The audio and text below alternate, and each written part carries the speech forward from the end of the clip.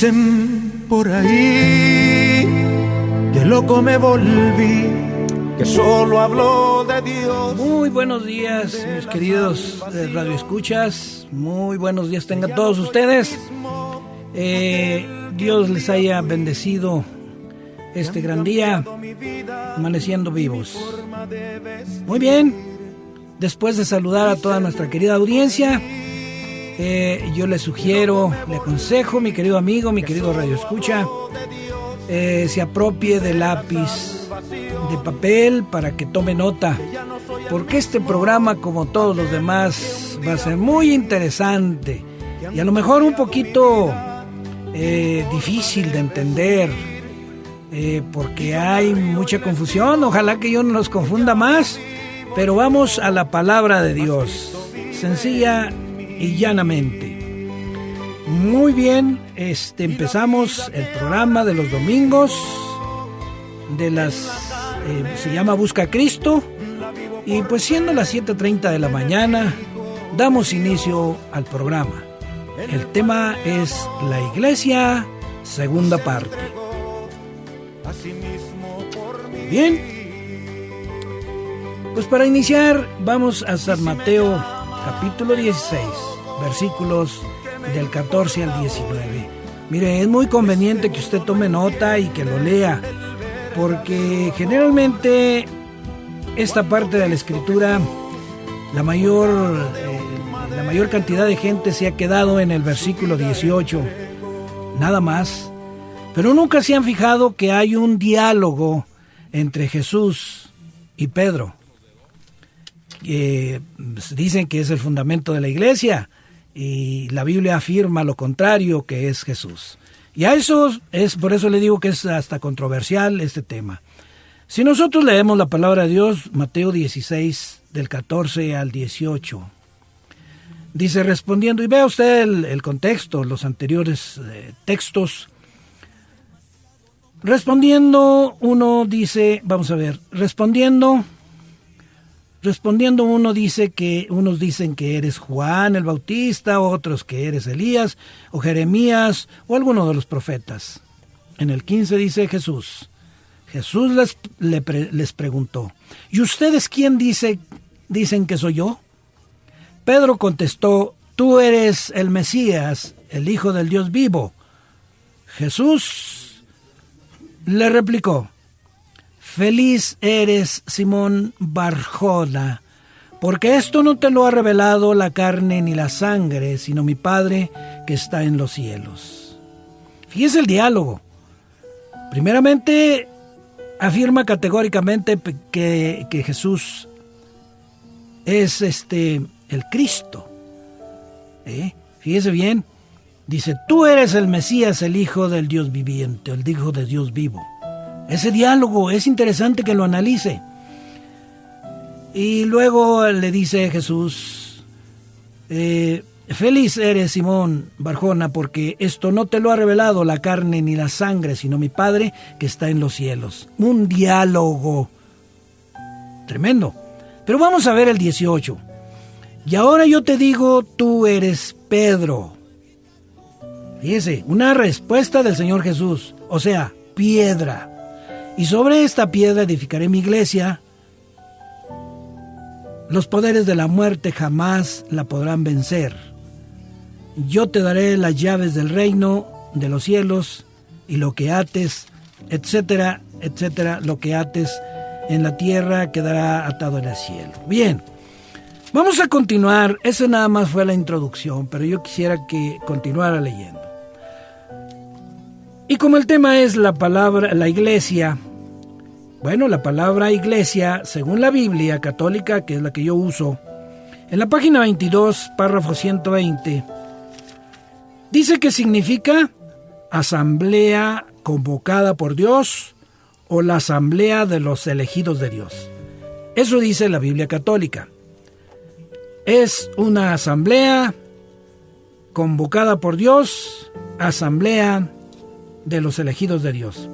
Y sí, tiene que entenderse eso, porque no todos van a la iglesia, no todos van al templo, perdón. En resumen, la iglesia es una asamblea o reunión Y los creyentes o feligreses, usted y yo, formamos la iglesia. Bien, yo creo que se ha entendido lo que es iglesia, distinto al templo. Bien, dicha asamblea, estamos hablando de la asamblea o liturgia, se lleva a cabo bajo normas establecidas por los guías espirituales o dirigentes. Esa es la organización que tiene cada uno de los templos o de la iglesia. Llámese como se llame, pastores, rabinos, o esos son los dirigentes religiosos. Entonces, bajo esas normas se llevan a efecto las asambleas, las reuniones. Y además, quiero agregar, fíjese bien, toda santa convocatoria, subraye esa palabra o esa frase, toda santa convocatoria. Para que haya una asamblea, una reunión, debe haber una convocatoria. Y en este caso, por eso le llamamos santa convocatoria, porque ya hace un momentito, si usted se fijó, es una asamblea convocada por Dios, la asamblea de los elegidos de Dios. Entonces no es cualquier asamblea. Por eso, toda santa convocatoria tiene como fundamento principal la doctrina diocesana apostólica y como piedra angular de toda la estructura eclesiástica a Cristo Jesús, Señor nuestro, y no a Pedro. ¿Sí se fijó en eso?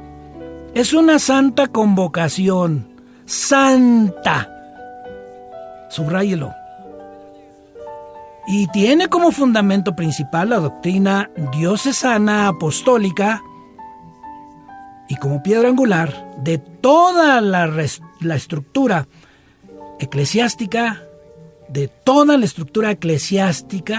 a Cristo Jesús, Señor nuestro, y no a Pedro. Pero necesitamos estudiar más de esto. Y vamos precisamente al contexto bíblico católico en la página 53 de San Mateo 16. Yo solamente lo que hago es compartirles lo que Dios me ha mostrado, me ha llevado, me ha conducido. Es cierto, yo no hablo con Dios, pero pues me encuentro estos detalles. Hablando de Pedro, fíjese lo que dice aquí el contexto en la página 53 de la Biblia que yo manejo. Desde el comienzo Jesús le dio a Simón, hijo de Juan, el apodo de Kefas.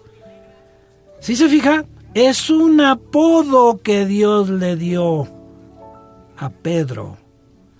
Y que ese apodo Kefas significa roca. Y puede usted ver los textos que vienen ahí. Seguimos leyendo el contexto para mayor explicación porque pues se necesita conocer más. Y a continuación dice, Jesús es la piedra angular. ¿Se fija? No hay de otra. Jesús es la roca, la piedra angular. Y hay una cantidad enorme donde nos dice la Biblia que Jesús es la roca. Jesús es la piedra angular. Pero eso no quita que Pedro lo sea en otro sentido. Y luego explica aquí, ya en la Biblia el hecho de que David fuera rey no impedía que Dios fuera el rey de Israel. Yo no sé si usted analiza esto, pero vamos en el contexto que vamos a seguir leyendo, vamos a aclarar esto. Lo que dice, pero eso no quita que Pedro lo sea en otro sentido. O sea, la roca, la piedra angular, no el fundamento de la iglesia, sino en otros términos. O sea, como dice aquí, en otro sentido. Y luego sigue diciendo el contexto, yo te daré las llaves del reino de los cielos. Mire usted, es que hay que investigar un poquito más. En hebreo, la palabra llave significa vamos a ver. La palabra Yahvé significa general, o sea, el general de un ejército, el que dirige. Y para mayor entendimiento, continuamos leyendo en el hebreo, dice que es diseñador, que es encaminador. Y nosotros pudiéramos decir entonces Pedro es guía, no el fundamento de la iglesia. ¿De acuerdo? Bueno, si no está de acuerdo, pues siga usted investigando. Y vamos a continuar leyendo la palabra de Dios. Más bien los comentarios vamos a decir, del magisterio de la Iglesia Católica, yo así considero. Dice, y he aquí la palabra muy extraña. Fíjese bien, he aquí palabras muy extrañas. ¿Cómo, fíjese bien, hace una pregunta aquí, cómo un hombre, Pedro o su sucesor, podía tener las llaves del reino de Dios si Jesús no cesó de repetir que nuestra relación con el Padre, fíjese bien, prescindía de cualquier intermediario o autoridad humana? Prescindir, ¿qué quiere decir prescindir? Bueno, prescindir es pasar por alto, omitir, evitar, no tenerlo en cuenta. Entonces, prescindía de toda autoridad humana para entrar en relación con el Padre Eterno. Y ahora nos dice la misma Biblia que solamente el medio para entrar a Cristo, para entrar con el Padre, para ingresar al Padre, es Jesús. Vamos a continuar leyendo, a ver si nos da más luz. Hay aquí un aspecto muy misterioso del plan de Dios. Él es Dios de todos absolutamente. Y sin embargo, tiene un pueblo particular. Fíjese bien, eligió una tierra y una ciudad que es Jerusalén, y a David, del cual el Salvador será descendiente. Bueno, él tiene un pueblo y va integrando más elementos a ese pueblo, vez tras vez. Pero él, a través de Jesucristo, y los demás líderes religiosos, como ya mencionamos, sencillamente son los guías, son, pues en un momento dado se le pudiera llamar los profetas, de lo cual ese tema lo vamos a tratar la semana siguiente, hablar de los profetas. Bien, entonces continuamos otra pequeña lectura por aquí, comentario. Pues digo, estos comentarios están más prácticos para entender. Pedro se pone frente a Jesús para cerrarle el paso o cerrarle el camino que lleva a la cruz. Y Jesús reconoce en su intervención la misma voz que lo tentó en el desierto. Por eso Jesús lo llama Satanás, que significa tentador o estorbo. Que Pedro pase más bien detrás de Jesús y lo siga, como conviene a un discípulo. Entonces, Pedro es un seguidor de Jesús.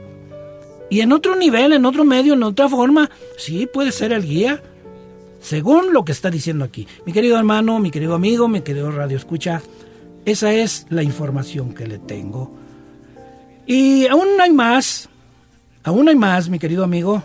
Y ya creo que por último vamos a tratar este asunto.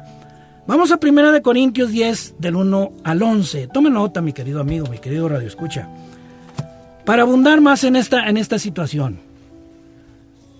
Dice 1 Corintios 10, del 1 al 11. Les recordaré, hermanos, lo que ocurrió a nuestros antepasados. Todos estuvieron bajo la nube y todos atravesaron el mar. Todos, fíjese esta palabra, cómo se repite todos. Y luego aquí en el 2 dice, todos recibieron este bautismo de la nube del mar. Todos. ¿Todos cuáles? Los que formamos parte del pueblo de Dios. El remanente, lo que va quedando. Los que vamos siguiendo el camino de Cristo. Para que así fueran el pueblo de Moisés en principio. Y todos otra vez comieron del mismo alimento espiritual Nosotros debemos comer del mismo alimento espiritual que es ¿qué? La Biblia. Y bebieron de la misma bebida espiritual que es la Biblia. El agua brotaba de una roca espiritual que lo seguía, y la roca era Cristo. Sin embargo, la mayoría de ellos no agradaron a Dios y sus cuerpos quedaron en el desierto. Mi querido amigo, todos debemos de abrevar la misma doctrina de Dios. De lo contrario, vea lo que les ocurrió a ellos. Se rebelaron y quedaron muertos en el desierto. En concreto eso dice el 6. Todo esto sucedió para ejemplo nuestro. ¿Para ejemplo de quién? De nosotros. Pues debemos guardarnos de los malos deseos que ellos tuvieron. Escuche. Vuélvalo a leer. 1 Corintios 10 del 1 al 11. No se hagan servidores de ídolos. E ídolo significa imagen. Igual que algunos de ellos, como dice la Escritura, el pueblo se sentó a comer y a beber y se levantaron para divertirse. Como que allí hay una trivialidad. Comer, beber y divertirse. Cuidado con esto, dice la palabra de Dios. Y digo cuidado porque mire lo que dice en el 8. No caigan en la prostitución como muchos de ellos hicieron.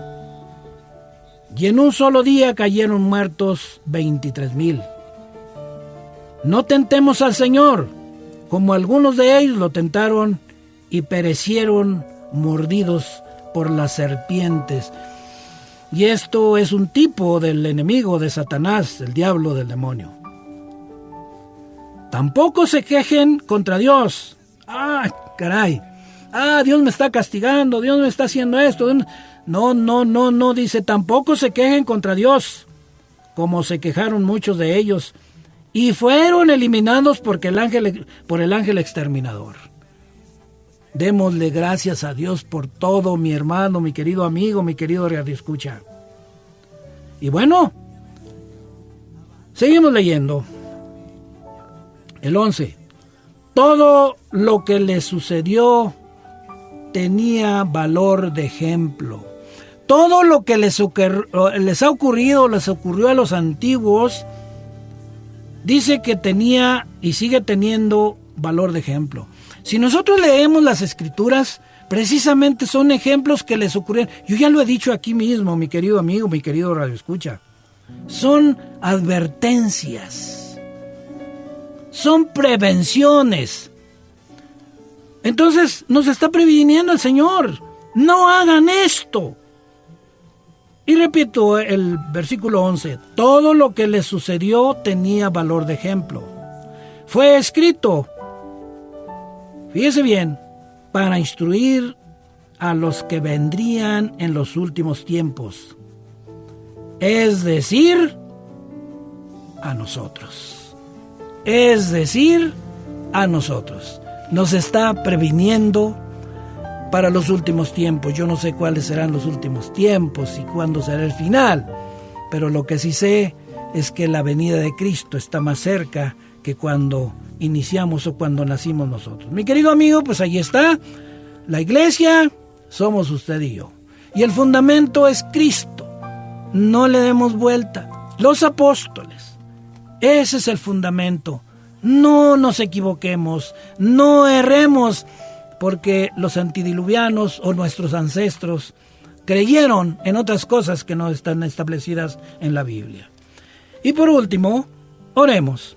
Padre, Hijo y Espíritu Santo, haznos entender que el fundamento de nuestra iglesia es Cristo Jesús, Señor nuestro, el autor y consumador de nuestra fe. Espíritu Santo, asístenos en el nombre de Jesús. Amén. Bien, pues esto es todo por lo que tenemos para este programa y nos vemos la próxima semana, si Dios quiere, para tratar la profecía o los profetas. De eso vamos a hablar la próxima semana, si Dios quiere. Hasta la próxima, nos veremos.